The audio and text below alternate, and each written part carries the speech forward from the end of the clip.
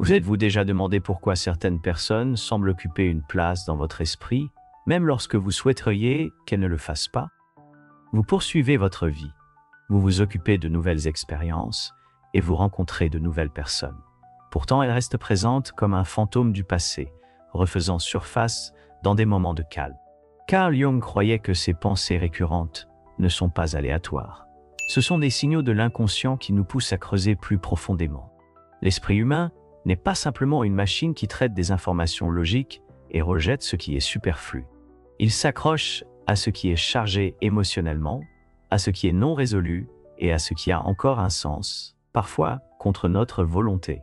Si quelqu'un apparaît constamment dans vos pensées, cela pourrait être un signe qu'il existe une connexion psychologique cachée entre vous, quelque chose qui reste inachevé dans les profondeurs de votre psyché. Le concept de l'inconscient collectif de Jung suggère que nous sommes tous connectés par un réseau invisible d'expériences, de symboles et d'émotions partagées qui vont au-delà de l'individu. Certaines personnes entrent dans nos vies et s'impriment dans cette partie plus profonde de nous. Leur présence dans nos pensées n'est pas simplement un souvenir, c'est un message. Parfois, ces pensées récurrentes sont liées à une émotion que nous n'avons pas entièrement traitée. Cela pourrait être de l'amour, du regret, de l'admiration ou même du ressentiment. Mais peu importe l'émotion, le fait que cette personne reste dans votre esprit signifie que votre inconscient s'accroche encore à elle pour une raison. L'esprit ne répète pas ce qui est insignifiant. Il se concentre sur ce qui a du poids, sur ce qui doit être reconnu. Ensuite, il y a la question de l'énergie émotionnelle inachevée. Lorsque les relations, les rencontres ou même les moments fugaces portent une forte charge émotionnelle, elles laissent une empreinte. L'inconscient ne fonctionne pas sur le temps de la même manière que l'esprit conscient. Il se moque de savoir si cela fait des mois ou des années. Si quelque chose n'était pas résolu, cela reste actif sous la surface, influençant discrètement vos pensées et vos émotions. Avez-vous déjà entendu une chanson qui vous a instantanément ramené à un moment, à une personne? C'est parce que l'esprit stocke les expériences dans des grappes émotionnelles, et un seul déclencheur peut tout faire remonter. Si quelqu'un reste dans vos pensées, c'est peut-être parce que le fil émotionnel qui vous relie à lui n'a jamais été complètement coupé, mais cela va encore plus loin. Certaines personnes restent gravées dans nos esprits, non pas en raison de qui elles sont, mais à cause de ce qu'elles représentent. L'esprit inconscient parle en symboles. Il associe les gens à des leçons, des désirs et même des blessures du passé. Parfois, la personne à laquelle vous ne pouvez pas cesser de penser n'est pas seulement un individu, elle est un archétype, un reflet de quelque chose de plus grand en vous. Peut-être qu'elle incarne un profond désir, une douleur non résolue ou un élément manquant de votre propre histoire personnelle. Jung croyait que notre psyché s'accroche à ces figures parce qu'elles sont liées à notre croissance. Tant que nous ne comprenons pas le rôle qu'elles jouent dans notre inconscient, elles continueront de refaire surface. La véritable question est, que tente de vous dire votre esprit? Maintenant que nous avons exploré pourquoi certaines personnes occupent vos pensées, allons plus loin. Que se passerait-il si la façon dont vous les voyez était en réalité une projection de quelque chose en vous? Avez-vous déjà ressenti une attraction écrasante ou une rancœur inexplicable envers quelqu'un sans vraiment comprendre pourquoi? Peut-être avez-vous idéalisé quelqu'un, le plaçant sur un piédestal, pour ressentir ensuite de la déception lorsqu'il s'est révélé tout aussi imparfait que tout le monde. Ou peut-être avez-vous rencontré quelqu'un qui vous a irrité sans raison apparente, déclenchant des émotions qui semblent disproportionnées par rapport à la situation? Carl Jung croyait que ces réactions intenses ne concernent souvent pas du tout l'autre personne. Elles vous concernent. Elles sont des reflets d'aspects cachés de votre propre psyché, projetés sur les autres, comme sur un écran de cinéma. C'est l'essence de la projection psychologique, l'acte inconscient d'attribuer aux autres les traits, émotions ou conflits que nous ne parvenons pas à reconnaître en nous-mêmes. Jung a expliqué que la psyché humaine est composée de l'ego conscient, la partie de nous dont nous sommes conscients, et de l'inconscient, qui contient tout ce que nous réprimons, nions ou échouons à intégrer.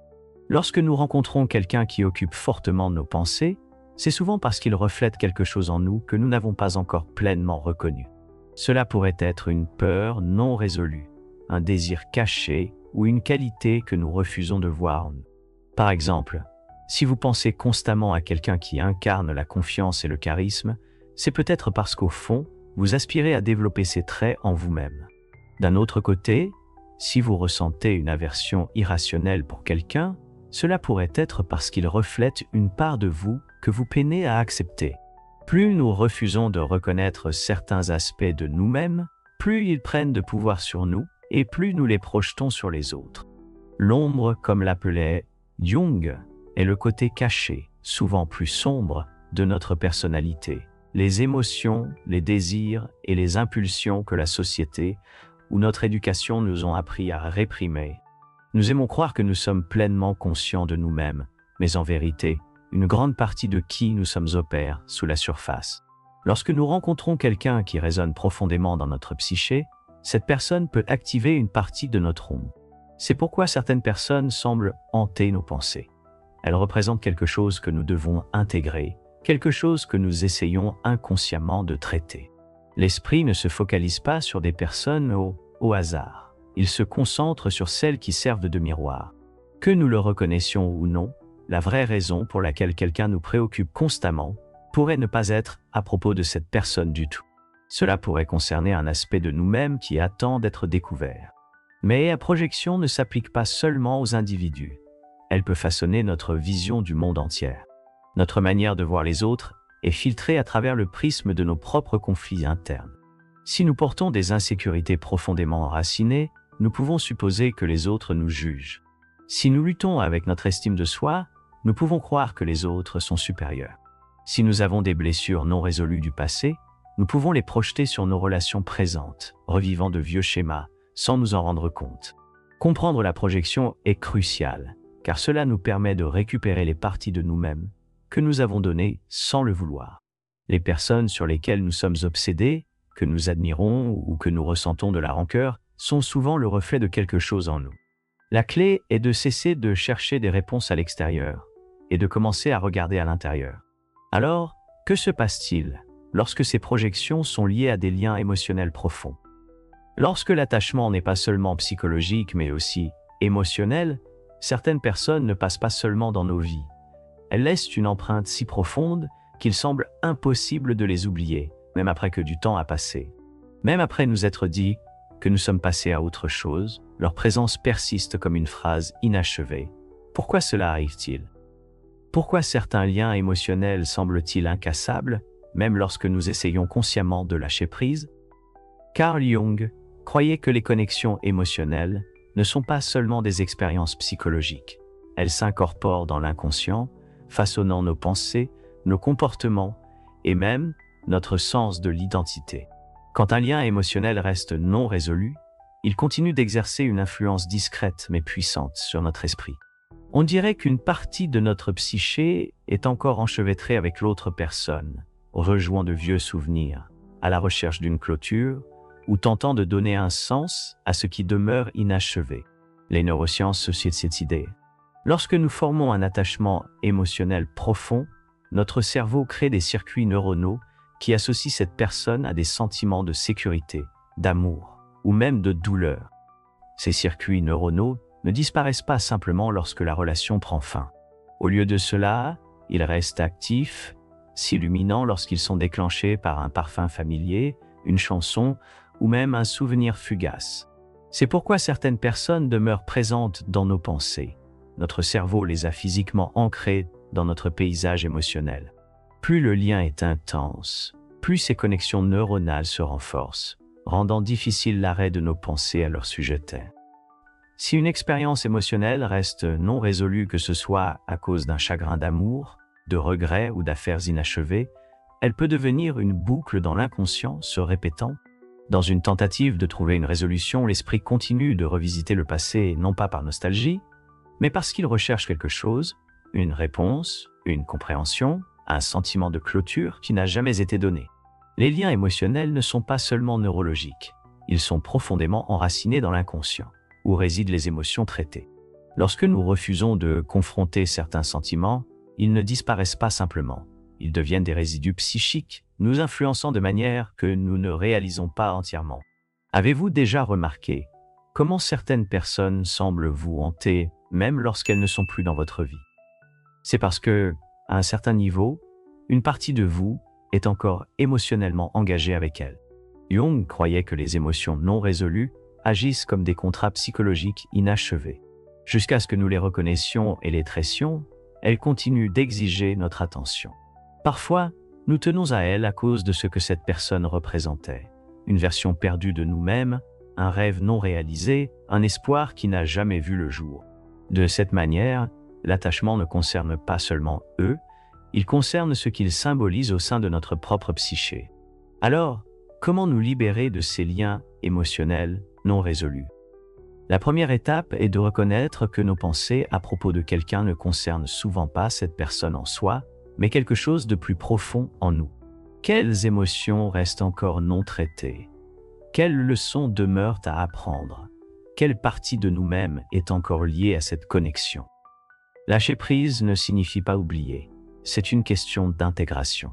C'est permettre à nous-mêmes de ressentir pleinement, de traiter et d'accepter ce qui a été, afin que cela ne nous contrôle plus dans l'ombre. Quand nous faisons cela, l'esprit n'a plus besoin de s'obséder, car la leçon a été assimilée. Mais parfois, juste au moment où nous pensons aller de l'avant, l'univers semble nous envoyer des signes, des coïncidences qui paraissent trop significatives pour être ignorées. Que se passerait-il si ce n'était pas de simples accidents? Que se passerait-il si cela représentait quelque chose de plus?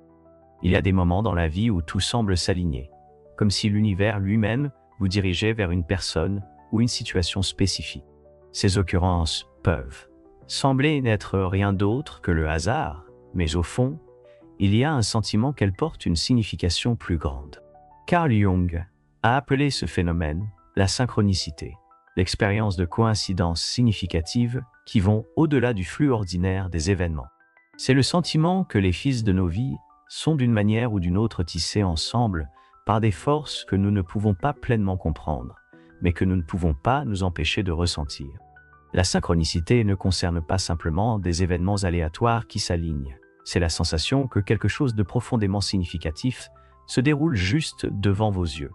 Lorsque vous vous retrouvez bombardé de rappels d'une personne à laquelle vous pensez, ou qu'une série d'événements se produit qui semblent trop parfaitement synchronisés pour être une coïncidence, votre inconscient pourrait signaler qu'une connexion plus profonde existe. Ces coïncidences surviennent souvent à des moments d'intensité émotionnelle, lorsque votre esprit est occupé par des émotions non résolues, des désirs inexprimés ou des affaires inachevées. L'univers semble répondre, vous offrant des indices, vous incitant à revenir vers cette personne ou vous montrant une nouvelle couche de connexion émotionnelle qui persiste dans votre psyché. Jung croyait que ces expériences n'étaient pas simplement aléatoires, mais qu'elles révélaient un ordre sous-jacent au sein du chaos de la vie. Les personnes qui occupent vos pensées ne sont peut-être pas là par hasard. Elles pourraient représenter quelque chose de profond dans votre cheminement personnel. La synchronicité, en ce sens, est plus qu'une série de coïncidences. C'est le déroulement d'événements qui reflètent une connexion inconsciente plus profonde. Peut-être que l'univers vous rappelle que ces relations ne sont pas de simples coïncidences, mais des parties significatives de votre propre croissance psychologique. Chaque événement, chaque personne, chaque sentiment a de l'importance, même s'il n'est pas immédiatement clair pour vous. Lorsque des synchronicités se produisent, c'est souvent un appel à prêter attention, à remarquer les motifs plus profonds de votre vie. Les signes que vous voyez ne font pas toujours sens sur le plan logique, mais ils portent un poids émotionnel et symbolique. Ils sont un reflet des connexions entre votre monde intérieur et la réalité extérieure que vous vivez. Peut-être que la personne à laquelle vous ne pouvez pas cesser de penser n'est pas seulement un personnage de votre passé. Elle peut symboliser quelque chose dans votre propre psyché, qui est prêt à être reconnu ou guéri. Le fil invisible qui vous relie à elle est tissé de sens, et la synchronicité agit comme un doux rappel de prêter attention, de regarder plus profondément, et de faire confiance au fait qu'il y a un but dans ces connexions mystérieuses. Parfois, ces événements significatifs peuvent nous amener à nous interroger. Est-ce vraiment le fruit du hasard? Ou y a-t-il une connexion au-delà de la surface? Ces signes ne fournissent pas toujours de réponses claires, mais ils nous invitent à être curieux sur la possibilité qu'il y ait quelque chose de plus chez les personnes qui restent dans nos esprits, quelque chose qui parle d'un motif plus large que nous n'avons pas encore pleinement compris. Parfois, les personnes qui occupent votre esprit ne sont pas seulement des individus, elles évoluent en quelque chose de beaucoup plus grand, prenant une signification symbolique dans votre inconscient. Ces personnes deviennent des archétypes, des figures universelles qui représentent des parties plus profondes de notre psyché et de nos expériences de vie. Elles ne sont plus seulement des gens, mais des représentations de qualités, de désirs ou d'aspects non résolus de nous-mêmes. Selon Carl Jung, les archétypes sont des images primitives héritées de notre expérience humaine, partagées qui façonnent nos perceptions et nos comportements. Ils servent de modèle pour comprendre différentes dimensions du soi. Lorsque quelqu'un occupe vos pensées de manière persistante, il peut jouer le rôle d'un archétype dans votre esprit. Prenons, par exemple, la figure du mentor, le guide sage qui vous aide à naviguer à travers les défis et vous fait grandir de manière que vous n'aviez jamais imaginée. Peut-être que quelqu'un dans votre vie a joué ce rôle, et sa présence dans vos pensées concerne davantage la sagesse qu'il a transmise que ses caractéristiques individuelles.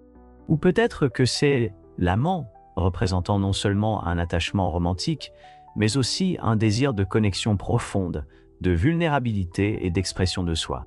Cette personne, bien qu'elle soit réelle, peut incarner une partie de votre psyché qui recherche l'amour, l'acceptation ou l'intimité d'une manière qui n'a pas encore été pleinement explorée. Lorsque les gens se transforment en archétypes dans votre inconscient, ils cessent d'être de simples personnes.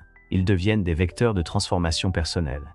Jung croyait que les archétypes se formaient à travers les interactions entre notre monde intérieur et le monde extérieur, façonnant la façon dont nous nous rapportons aux autres et finalement à nous-mêmes. Au fil de notre vie, nous rencontrons différentes figures archétypales, chacune influençant le cours de notre développement personnel. La personne qui occupe constamment vos pensées pourrait agir comme un miroir. Elle peut représenter un aspect de votre propre croissance ou même une qualité que vous apprenez à intégrer dans votre vie. Qu'elle se manifeste comme le guerrier défiant vos limites, la victime déclenchant des sentiments d'impuissance, ou l'ombre confrontant votre côté sombre, elles essaient toutes de vous enseigner quelque chose sur qui vous êtes et qui vous devenez. Mais que se passe-t-il lorsqu'une personne réelle se fige dans le rôle d'un archétype? Lorsque nous idéalisons quelqu'un au point qu'il ne semble plus humain mais plutôt symbolique, dans ces cas-là, nous perdons de vue son individualité et projetons à la place un ensemble d'attentes et de désirs sur elle. C'est là que réside le danger. Lorsque la personne dans votre esprit n'est plus autorisée à être un être humain complet et complexe, mais devient un archétype dans votre psyché, vous pourriez avoir du mal à accepter ses défauts, ses imperfections ou ses inévitabilités. Cette projection conduit souvent à la déception, car cette personne ne pourra jamais vraiment se mesurer à la version idéaliste que vous avez créée. Cependant, la véritable leçon réside dans la reconnaissance de ce modèle et dans l'apprentissage à embrasser la complexité des autres et de nous-mêmes, au lieu de compter sur des images simplistes et unidimensionnelles. Les personnes qui restent dans nos pensées ne sont pas seulement une partie de notre passé. Elles jouent souvent un rôle crucial dans la formation de notre monde intérieur. Lorsque vous pouvez reconnaître qu'une personne est devenue un archétype dans votre psyché, vous acquérez le pouvoir de transformer votre relation avec elle et avec les parties de vous-même qu'elle représente. La question est donc, qu'est-ce qui chez cette personne t'invite à évoluer? Comment peux-tu utiliser cette prise de conscience pour te rapprocher de ton moi authentique? Quand quelqu'un occupe en permanence ton esprit, il est facile de se sentir submergé, comme si ton esprit était piégé dans une boucle de contemplation sans fin. Le premier pas pour te libérer de cette prison mentale est de comprendre que ces pensées persistantes ne sont pas nécessairement un signe de faiblesse ou d'obsession. Elles sont une invitation à explorer des couches plus profondes de ta propre psyché. Pour comprendre pourquoi cette personne continue de hanter tes pensées, tu dois découvrir les émotions et les attachements non résolus qui te lient à elle. Le concept d'individuation de Carl Jung offre un cadre puissant pour ce processus. L'individuation est le voyage vers l'intégration de toutes les parties de soi, tant lumineuses qu'obscures, conscientes et inconscientes. Il s'agit de faire face aux aspects de toi-même qui ont été négligés ou réprimés et de leur permettre de sortir à la lumière. Quand quelqu'un reste dans ton esprit, c'est souvent parce qu'il est lié à une partie de toi qui n'a pas encore été pleinement reconnue ou comprise. La clé pour libérer ton esprit commence par la conscience de soi. Prends le temps de réfléchir à pourquoi cette personne occupe une place si importante dans ton esprit. Quelles émotions surgissent lorsque tu penses à elle? Y a-t-il des émotions non résolues, des besoins non satisfaits ou des projections inconscientes à l'œuvre?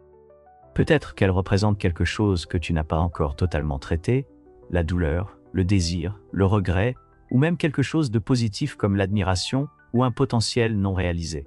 Comprendre ces émotions est la première étape pour démêler l'emprise mentale qu'elles exercent sur toi.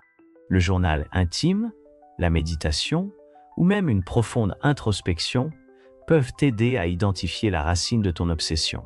Une fois que tu comprends la cause sous-jacente, tu peux commencer à libérer consciemment la charge émotionnelle qui ramène sans cesse tes pensées vers elle. Une autre étape importante est d'apprendre à te détacher émotionnellement. Cela ne signifie pas effacer cette personne de ta vie ou prétendre qu'elle n'a pas compté. Cela signifie déplacer ton attention de la pensée obsessionnelle vers la neutralité émotionnelle. Le détachement te permet de retrouver ta paix intérieure sans être contrôlé par les émotions non résolues liées à cette personne. Une méthode puissante de détachement est la pratique de la pleine conscience. Être présent avec vos pensées et émotions sans jugement, plutôt que de vous perdre dans un récit sur cette personne, observez vos pensées au fur et à mesure qu'elles surgissent et laissez-les passer comme des nuages dans le ciel. Avec de la pratique, vous pouvez créer un espace entre vous-même et les émotions qui semblaient autrefois omniprésentes. Enfin, libérer votre esprit implique également d'embrasser le processus de guérison et de croissance. Chaque expérience, même celle qui implique des pensées persistantes sur quelqu'un, est une occasion de transformation personnelle. Le travail d'individuation nous demande de confronter nos ombres, les parts de nous-mêmes que nous avons cachées ou négligées, et de les intégrer dans notre être tout entier. Si quelqu'un continue de hanter vos pensées, c'est peut-être parce qu'il représente un élément non résolu de votre puzzle intérieur. Peut-être qu'il incarne une qualité que vous souhaitez développer, une blessure que vous n'avez pas guérie, ou une leçon que vous n'avez pas encore apprise. Au lieu de lutter contre ces pensées, laissez-les-vous guider vers une meilleure connaissance de soi et une clarté émotionnelle. À travers ce processus, vous transformez ce qui était autrefois une source de douleur ou d'obsession en un chemin vers la croissance personnelle et l'équilibre émotionnel. Lorsque vous commencez à comprendre les couches plus profondes de votre esprit, vous regagnez la capacité de choisir votre focalisation émotionnelle, de décider quelles pensées méritent votre attention et de réorienter votre énergie vers la croissance. La personne qui dominait autrefois vos pensées peut toujours occuper une place dans votre cœur, mais elle n'a plus le pouvoir de contrôler votre esprit. Grâce à la conscience de soi, au détachement et à la guérison, vous pouvez vous libérer de l'emprise des pensées obsessionnelles et retourner à un état d'équilibre émotionnel où votre vrai moi peut s'épanouir.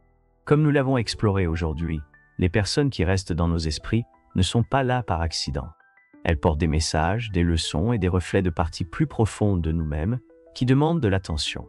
En comprenant les connexions inconscientes, les projections, les liens émotionnels et les archétypes en jeu, nous pouvons nous libérer des schémas qui nous retiennent et retrouver l'équilibre émotionnel. N'oubliez pas, la croissance est un voyage, et chaque expérience, peu importe combien elle est difficile, est une occasion de devenir une version plus complète de vous-même. Si vous avez trouvé de la valeur dans cette exploration de l'esprit, assurez-vous de donner un pouce en l'air à cette vidéo, car cela aide d'autres personnes à découvrir ce contenu transformateur. N'oubliez pas de vous abonner à Mirror of Being, car nous plongeons chaque jour dans les fascinants domaines de la psychologie, de la philosophie et de la croissance personnelle. Activez les notifications pour ne jamais manquer une chance d'éveiller davantage votre vrai moi. Jusqu'à la prochaine fois, continuez à réfléchir, à grandir et à embrasser le voyage intérieur.